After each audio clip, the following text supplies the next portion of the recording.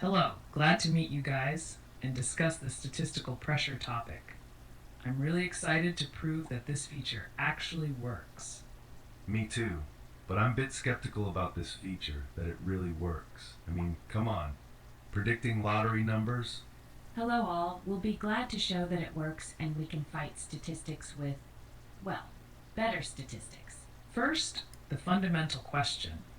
Why do we need an analyzed history period? Why do we need to compare results based on this with statistical curves? What does it give us? For me, it looks absolutely incorrect. You're trying to find patterns in pure randomness. Let me explain this. Look, every lottery number theoretically should appear with equal frequency over infinite draws. But we're not dealing with infinity. We're dealing with finite periods. In these short windows, dramatic imbalances occur. But that's exactly my point. The law of large numbers states that short-term deviations are meaningless. Given enough draws, everything evens out. You can't predict when that evening out happens. But Sarah, explain to Mike why we focus on specific periods like 33 or 38 games instead of looking at all history. Great question. When we analyze all history, the signal gets diluted. But when we look at focused periods, we can detect when the system is under extreme stress. Think of it like measuring water pressure in a pipe. You need to check specific sections, not the entire city's water system. That's a nice analogy, but water pressure follows physical laws. Lottery balls don't have memory. Each draw is independent. Past results cannot influence future ones. You're absolutely right that each draw is independent. But you're missing something crucial. The distribution pattern over time still follows mathematical laws, even if individual draws don't. Okay, let's get specific. The law of large numbers proves that as sample size increases, the actual results approach the expected probability.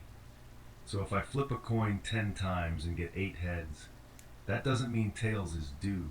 It just means I need more flips to see the true 50-50 ratio. But Mike, what if you see this pattern consistently across different time windows? Surely that means something? No, that's the gambler's fallacy. The coin doesn't know it came up heads 8 times. The lottery machine doesn't know number 7 hasn't appeared in 20 draws. Mike, you're correct about individual independence, but you're conflating two different concepts. We're not saying the balls have memory. We're saying that mathematical systems under stress tend to revert to their mean faster than random chance would suggest. Faster than random chance? That's impossible. If it's truly random, there's no such thing as faster reversion. Actually, there is. It's called regression to the mean, and it's been proven mathematically. When you have extreme deviations in a random system, the probability of continued extreme deviation decreases exponentially. Can you give us a real example, Sarah? Sure. In our app's analysis of over 2 million lottery draws, we found that when red numbers underrepresented show extreme pressure readings, they outperform blue numbers overrepresented by 23% in the following 10 draws. But that could just be confirmation bias. You're cherry-picking data to support your theory. Let me ask this. If your theory is correct, why don't casinos go bankrupt? They deal with the same statistical principles, yet they consistently profit because they understand true probability. Actually, casinos prove my point. They know that short-term imbalances favor players sometimes, but long-term mathematics favors the house.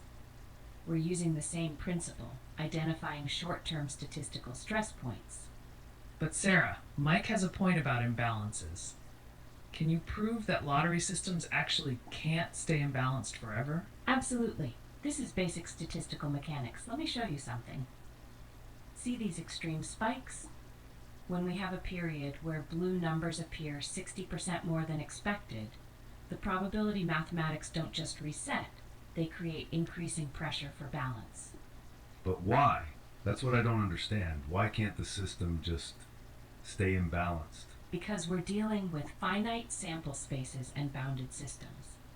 In a lottery with 49 numbers, If 10 numbers account for 50% of all wins in a 30-game period, the mathematical probability space for the remaining 39 numbers becomes increasingly constrained. It's like if you have a bag with equal red and blue marbles, but you keep pulling mostly blue ones, the bag becomes more likely to give you red ones next. But that analogy fails because lottery balls are replaced. Each draw starts fresh with all numbers having equal chance. You're thinking linearly, Mike. Yes, each individual draw has equal probability, but the pattern of distributions over time follows deeper mathematical laws, specifically the central limit theorem and Brownian motion principles. Okay, I'll bite. Show me the mathematical proof that extreme imbalances can't persist indefinitely. Gladly. The probability of maintaining extreme deviation decreases exponentially with time. If numbers 1 to 10 appear 300% more than expected over 20 draws, the probability of this continuing for another 20 draws is 0.320 minus essentially 0.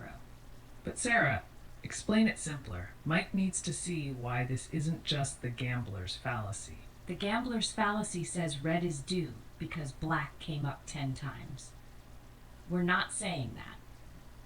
We're saying when we detect statistical patterns that deviate beyond 3 standard deviations from expected distribution, probability mathematics indicate reversion is highly likely within the next n draws.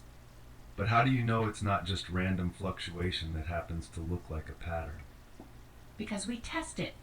Our algorithms run Monte Carlo simulations, millions of theoretical random draws. When real lottery data deviates significantly from these pure random simulations, we know something non-random is occurring. Wait, non-random? But lotteries are random. Individual draws are random, but the system isn't purely random over time. Physical ball machines have tiny biases, number selection patterns have subtle influences, even the way balls are loaded creates micro-patterns. Now you're talking conspiracy theories. Are you saying lotteries are rigged? Not rigged, just not perfectly random. Even quantum systems have measurable patterns. Perfect randomness doesn't exist in physical systems. All right, let's say I accept your theory. How do you validate it actually works? Where's your proof? We've back-tested our statistical pressure indicator against 15 years of lottery data across 130 plus lotteries worldwide. The results are consistent. Extreme pressure periods predict reversion with 67% accuracy. That's pretty good odds. Mike, wouldn't you take a 67% chance over pure random 50-50? 67% sounds impressive, but how do you measure accuracy? Are you counting near misses? Are you adjusting for multiple testing bias? Valid concerns. We measure binary outcomes. Does the underrepresented group outperform the overrepresented group in the next 5 to 10 draws? No near misses, no subjective scoring. And yes, we adjust for multiple comparisons using Bonferroni correction. But even if your historical analysis is correct, that doesn't guarantee future performance. Past performance doesn't predict future results. That's investing 101. True for stock markets with human psychology involved. But lottery systems are mechanical and mathematical. Their behavior patterns are more predictable than human-driven markets. Sarah, can you address Mike's biggest concern about the law of large numbers? How does your theory not violate it? It doesn't violate it, it uses it. The law of large numbers says extreme deviations become less likely as sample size increases. We identify when those extreme deviations are occurring and bet on the mathematical tendency to revert to mean. But you're still gambling on when that reversion happens. It could take 1,000 draws. That's why we use optimal period analysis.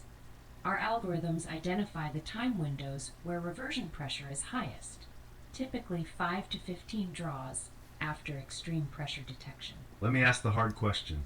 If this really works, why aren't you millionaires? Why sell an app instead of just winning lotteries? That's actually a really good point, Sarah. Because even a 67% advantage doesn't guarantee wins. We're improving odds, not guaranteeing outcomes. Plus, lottery prizes are shared. If everyone used our system, the advantage would diminish. The app helps us fund research while helping users. That sounds like a convenient excuse. If you truly had a mathematical edge, you'd use it yourself exclusively. We do use it, but lottery playing requires significant capital to see statistical advantages over time.